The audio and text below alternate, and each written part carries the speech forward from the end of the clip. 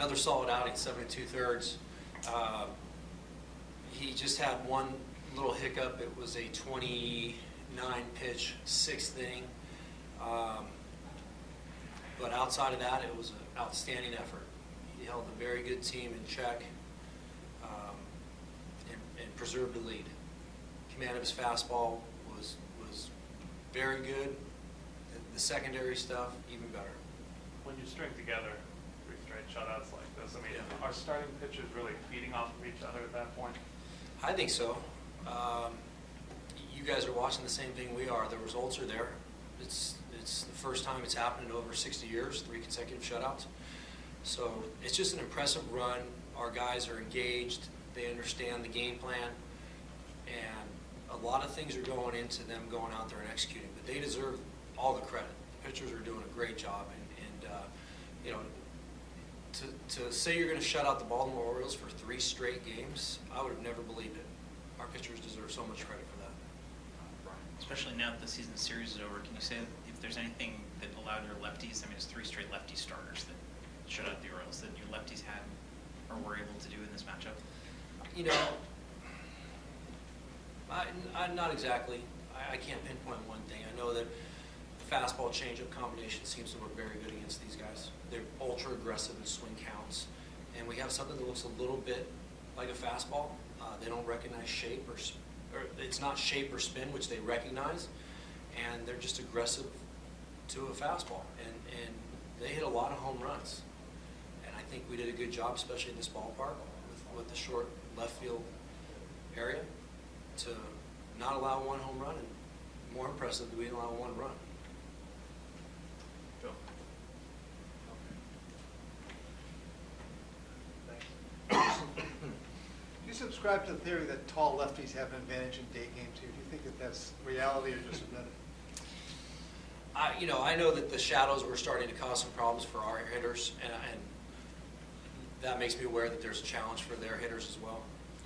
So, no, I think at any time when you have a shadow, whether it's a lefty or a righty, it's going to be a problem. The tall lefty might get over the backdrop. I don't know, but that's new news to me. I just know Henry deserves a lot of credit for what he did. Yeah. What do you think of the Don Orsillo tribute? And during your time here, did you really get to know him? What were some of the things you think about him? I did, and I was glad to see the response and the reception that he had. Personally speaking, I know Don is a caring, kind man. He was connected to the city. He's been in a lot of living rooms for a long time, and I know that the city is going to miss him. But it was nice to see everybody acknowledge him, and he's going to be missed. Joy, a little bit before the game, but just over the course of the season, where just the way you guys finished out, especially at home, especially in the series. What did that mean to be able to kind of finish out the home game? Yeah.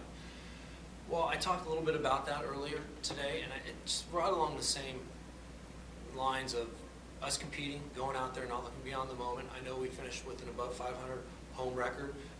For a while there, we weren't playing good baseball at home, and I think to play well at home is important. You want your fans to see that there's a good product every day that's hustling and playing aggressive, smart baseball.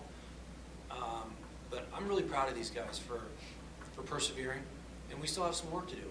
We still have some games to play, and hopefully some wins will follow.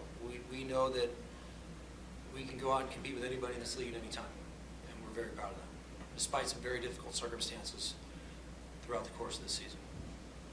Other questions? Jason, right here on the left.